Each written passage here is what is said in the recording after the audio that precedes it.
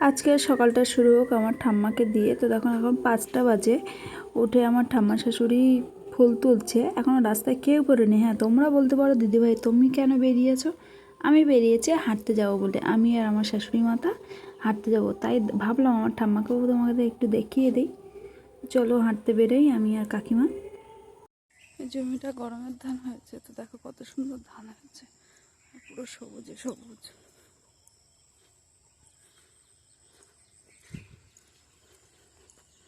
গিয়েছিলাম, বাড়ি চলে এসেছি।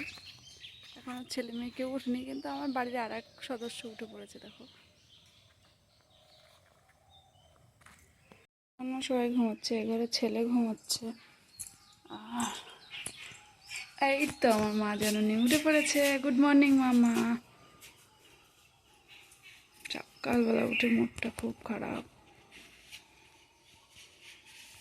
আমি কাজ করছি মেশিনে, আর আজকে বাড়ির কাজকর্ম আমার মেয়েই করছে।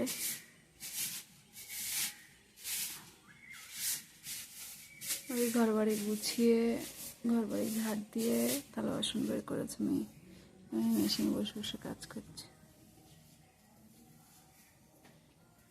দাদা ভাই গেছিল কাকুদের পুকুরে মাছ ধরতে। এটা কাতলা মাছ দিয়েছে, দেখো পুরো জ্যান্ত মাছ। ছেলে মেয়ে কেউ বাড়ি নেই।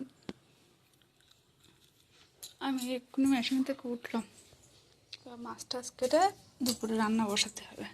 আর আমার ছেলে পড়ে এসে বিছনাটার অবস্থা করে দিয়ে গেছে। দেখো অনেক বেলা হয়ে গেছে, সকালে আজকে খাবার কিচ্ছু নেই। মেয়েটাও না খেয়ে স্কুলে চলে গেছে, তাই এখন গোলারুটি করছি আর একেবারে রান্নাও বসিয়ে দিয়েছি। তো আজকে রান্না হবে ডেঁটা আলু বেগুন দিয়ে কাতলা মাছ দিয়ে ঝোল আর উচ্ছে আলু ভাজা। এখনো কারা কারা আমার মতন শিলে বাটনা করে তরকারি খাও একটু কমেন্টে বলো। কেন শহরের দিকে তো বাটনা করেই না, সব গুঁড়ো মশলা। আমরা গ্রাম অঞ্চলের মানুষ হাতে পেটে রান্না করতেই সব থেকে ভালো মনে হয়, যে এটাই সব থেকে ভালো হবে। না চান দান কমপ্লিট। তো তোমাদের দাদা ভাই দেখো ঘুমোচ্ছে, রান্না হতে দেরি হয়েছে। দেরি না, এখন 1টা বাজে। ছেলে এখনো চান করেনি, তো আর চান দান করে খাওয়া দাওয়া হবে।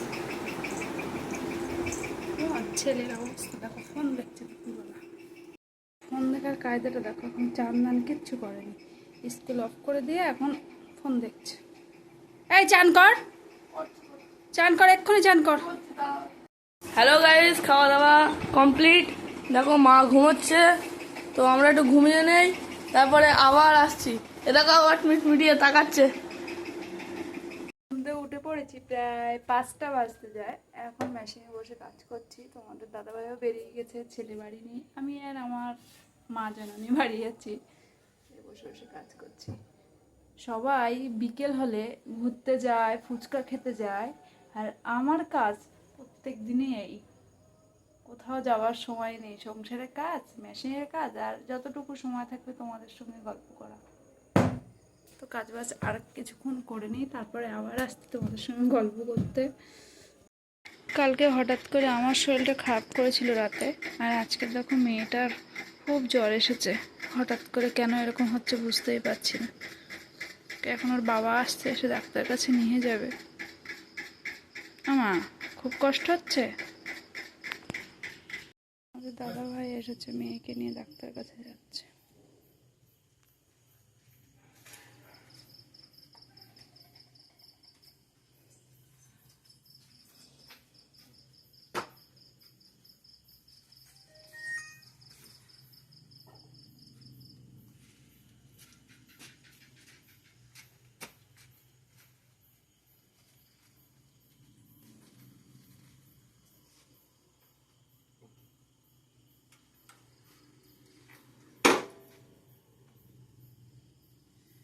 ধরে বসবো বাবা রে।